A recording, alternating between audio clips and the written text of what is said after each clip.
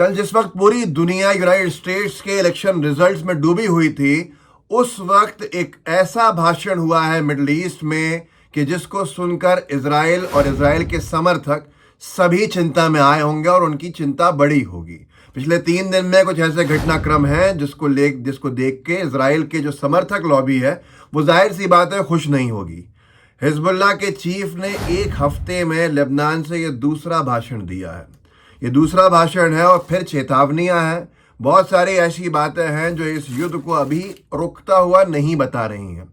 अभी तक हमास से लड़ाई थी, लेकिन अब ये लड़ाई हिजबुल्लाह और लेबनान से भी होने लगी है, जिसके बाद से इजराइल और नेतन्याहू की चिंता जो है वो सातवें आसमान पर। मैं आपको बताना चाहता हूं कि जो नईम कासिम है, नए चीफ जो बनाए गए हैं हसन नसरल्लाह के बाद हिजबुल्लाह के, उन्होंने जो भाषण दिया है उसके बाद से क्यों मिडल ईस्ट में युद्ध बढ़ता हुआ दिख रहा है। और आप जानते ही हैं कि नेतन्याहू को एक बड़ा झटका इस पे पड़ा है कि उनका भरोसा टूट गया अपने रक्षा मंत्री गैलेंट की से, और गैलेंट को हटा दिया उन्होंने।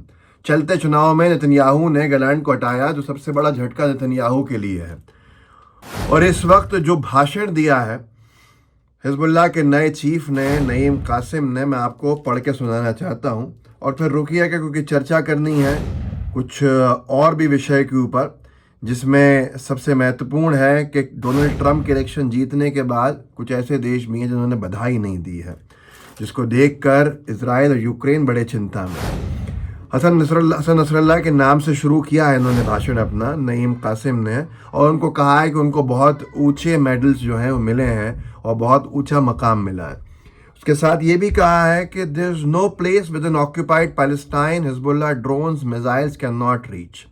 इसका मतलब है कि ऐसी कोई जगह नहीं है ऑक्यूपाइड, कब्जा किया हुआ जो फिलिस्तीन की जगह है इजराइल के पास, जिसमें हिजबुल्लाह के ड्रोन्स मिसाइल्स नहीं पहुंच सकते। ये नईम कासिम के जो पूरे भाषण है उसका मुख्य बिंदु है। और ये साफ तौर के ऊपर उन्होंने जो बातें कही हैं वो ये हैं कि Netanyahu pursuing very large project that goes beyond Gaza Lebanon. मैं अंग्रेजी पढ़ रहा हूँ क्योंकि अंग्रेजी अखबार में देखा, उन्होंने अपनी अरबी में स्पीच दी है। नेतन्याहू जो कर रहा है वो, उसकी जो भी युद्ध है ये बहुत आगे है गाजा और लेबनान के, मतलब ग्रेटर इजराइल की तरफ इशारा किया है कि ये सनक जो है ये सिर्फ और सिर्फ गाजा और लेबनान तक सीमित नहीं है, बल्कि उसका इरादा बहुत आगे की युद्ध लड़ने का है।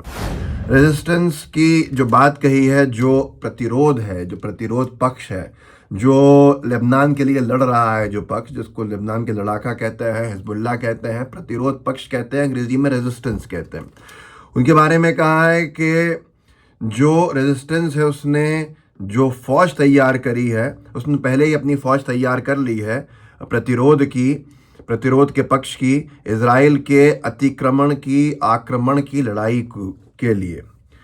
और जो रेजिस्टेंस के लड़ाके हैं, मतलब प्रतिरोध के जो लड़ाके हैं, वो अपनी दृढ़ संकल्पित हैं अपनी विचारधारा को लेके, और वो शहीद होने के लिए तैयार है। मतलब मौत से मत डराओ, शहीद होने के लिए तैयार है।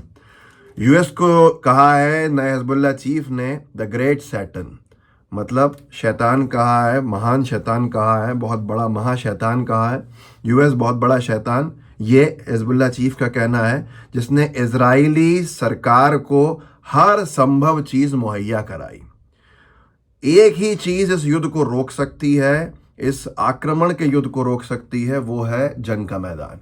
मतलब किसी भी तरह की ये पीस ट्रीटी या सीज फायर की बात नहीं कर रहे हैं, बल्कि सीधे तौर पे कह रहे हैं कि लड़ाई ही इस लड़ाई को रोकेगी, लड़के ही हम इस लड़ाई को रोकेंगे। ये भी कहा है कि कई हजारों जो हैं वो प्रतिरोध पक्ष यानी रेजिस्टेंस जो फ्रंट है उसके पास ट्रेंड फोर्सेस हैं लड़ाई के लिए जो तैयार हैं।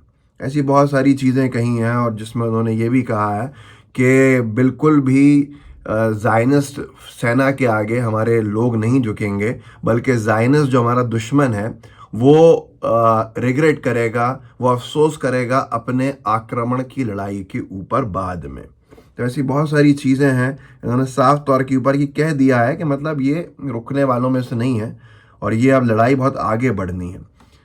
पहले गैलेंट को फायर करता है जो इजराइल का प्रधानमंत्री है नेतन्याहू, कहता है भरोसा नहीं रहा है, उस पर आरोप लगाता है जो साफ बताता है कि सब कुछ इजराइल में ठीक नहीं है, बल्कि कुछ ना कुछ अंदर खिचड़ी पक रही है और लोग एक दूसरे के खिलाफ हैं।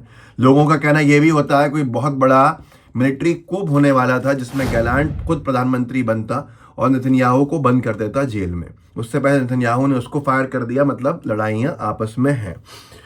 अगले दिन झटका पड़ता है कि जो बाइडेन एडमिनिस्ट्रेशन हट जाता है। जो बाइडेन चुनाव का जो पार्टी है यानी डेमोक्रेट्स जिसको लीड कर रही थी कमाला हैरिस, वो चुनाव हार जाती हैं। मतलब जो बाइडेन एडमिनिस्ट्रेशन का अब हटना तय है, जो 1 साल से नरसंहार को संरक्षण दे रहा था।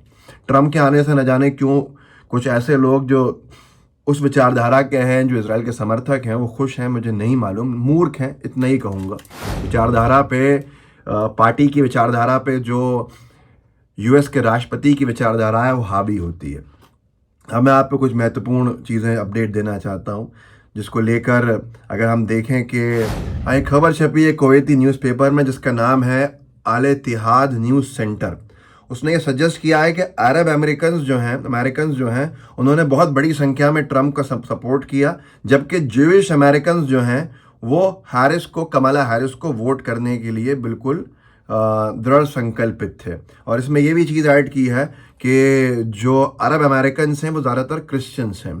तो ऐसे में ये साफ पता चलता है कि जो लोग इस बात पे खुश हो रहे हैं कि ट्रम्प जीत गया और फ़िलिस्तीन को बदहाल कर देगा, तो वो इस तरह की शायद उनकी अपेक्षाएं बहुत गलत हैं।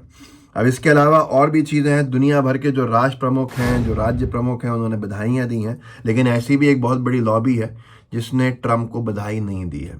उनमें एक रूस के राष्ट्रपति भी हैं, रूस के राष्ट्र प्रमुख भी हैं जिन्होंने बधाई नहीं दी है, जबकि सऊदी अरेबिया के सऊदी क्राउन प्रिंस मोहम्मद बिन सलमान ने तो फ़ोन कॉल किया भी है, बातचीत भी की है और बहुत सी चीज़ें हैं।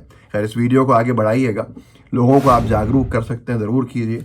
व्हाट्सएप ग्रुप्स होंगे, सोशल मीडिया पे अकाउंट्स होंगे, जो भी आपके उन प्लेटफॉर्म्स ज़रूर शेयर कीजिएगा। जय हिंद, जय भारत। द लाइव टीवी, सच सबसे आगे।